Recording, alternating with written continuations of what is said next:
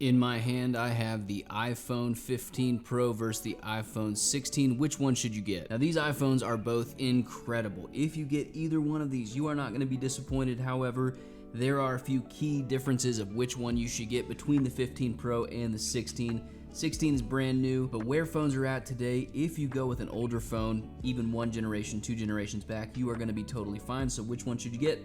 Let's jump in. So the first thing we need to compare is the screens on these two phones, because that's pretty much the main thing you use when you use an iPhone. Now, as you can see, they are both bright and vibrant phones.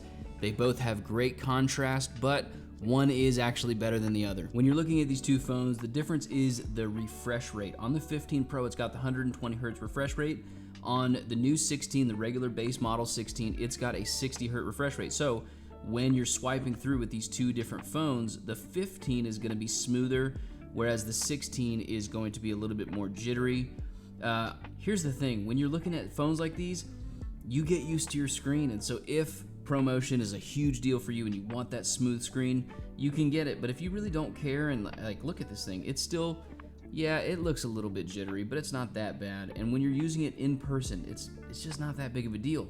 And so if you're looking at these two different phones, if you want the better screen, I would go with the 15 Pro. If you don't really care about the screen all that much and you're just kind of using it and not scrolling around a ton, then man, I would go with the 16. It looks great still. Now, as you can see on these, they both have the pill-shaped cutout at the top. That's the dynamic island. Man, they both function really well. I wouldn't necessarily make your decision on this phone based off of the dynamic island because, hey, after the first day of use, it really does disappear. Now, real quick, if you want to get these wallpapers, go ahead and check the link in the description. That is my wallpaper. It's really, really cheap for you. It helps the channel out. I'd appreciate it. Next, let's look at the material that these are made out of. These phones are absolutely gorgeous when you're looking at the color.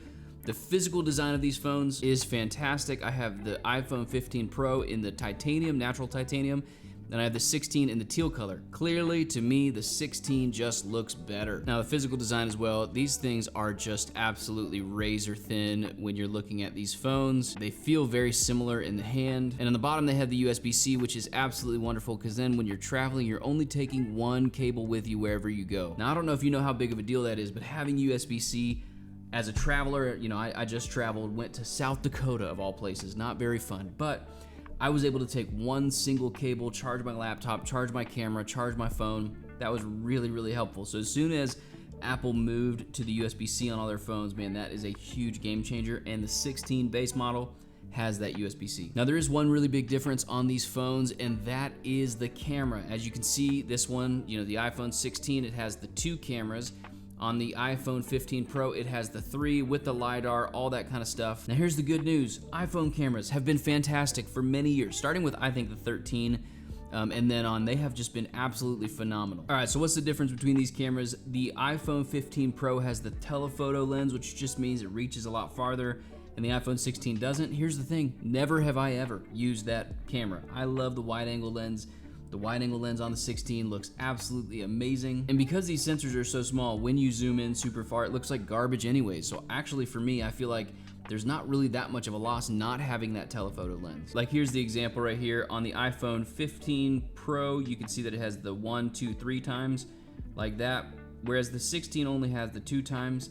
But man, I just don't know, like long term when you're looking at video and photos from far away, I don't know that it makes that much of a difference. Now, there is one huge difference on these two phones. As you can see, one of them has a camera button, the other one does not. The camera button is located on the side of the phone, which is helpful for when you are trying to take photos. You can just kind of pop it like this and it'll jump right into your Photos app. That's kind of cool.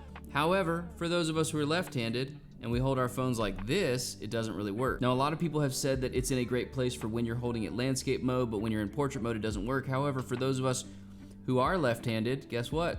Bada bing, bada boom, it works perfect, okay?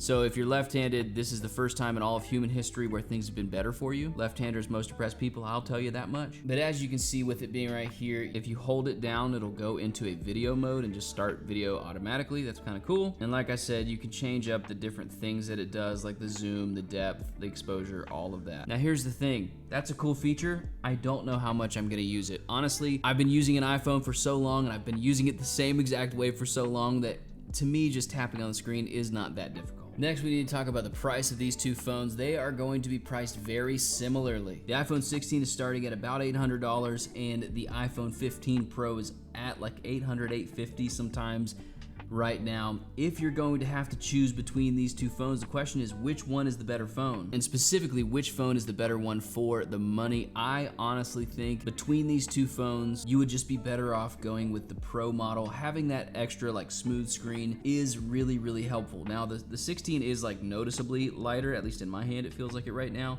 However, just saving that extra money, you're not really saving anything because they're about the same exact price. And so the iPhone 15 Pro just feels like the better phone for your money. There's not been one single moment in all of my time using the 15 Pro where I've felt like it is anywhere slow at all. And that's the beautiful news about where Apple tech is at today. They're such small incremental changes that really you could go with last year's Pro model and have a better experience than going with the current year's base model. And that's just kind of been my recommendation over this past year. Now, who should upgrade to these phones?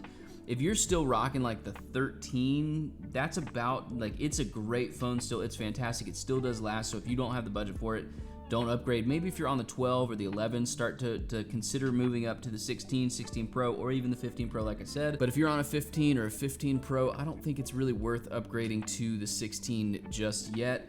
You will get Apple Intelligence with the new phones. I'm not sure if the 15 base model will get it, but I know the 15 Pro will get it. But that doesn't even matter because that's not out yet. Like, you don't want to make tech decisions on a promise of someday. You want to make your decisions on what it is today. And that's not that crazy because if you were Apple and you made a beautiful new phone, you would want people to buy your phone. The reality is this: Apple wants you to have a great experience. However, they are definitely all about making money. Why? Because they are a business. And the truth of the matter is a lot of people have spent money buying Apple stock. They have shareholders, they have a board. They have to make sure that no matter what, they are making a good business decision. And so when the phone is a small incremental upgrade, then you're gonna have to use things like Apple Intelligence to make people want to buy this phone. And so far, sales of this brand new iPhone are actually looking pretty good. I've gone to the Apple Store multiple times just to kind of see where they're at with their stock, and they are selling out very quickly. And so using Apple Intelligence as a ploy to kind of make sure that they actually get these phones off the shelves right away is not a bad decision. As an Apple stock owner, I'm not that perturbed about it. And we'll see what Apple Intelligence is like once it is out, because it could come out and be really buggy. Siri has not been great in the past, but if everything they say about Apple Intelligence is true, then it's actually going to be really, really helpful. And so here's my final recommendation between the 16 and the 15 Pro. Probably just want to spend the money on the 15 Pro, call it a day. Let me know in the comments below what your thoughts are on these two phones, which one you would go for. And again, if you want to pick up my wallpaper, go ahead, pick it up in the link below. Like this video, subscribe to the channel, and I will see you guys in the next one.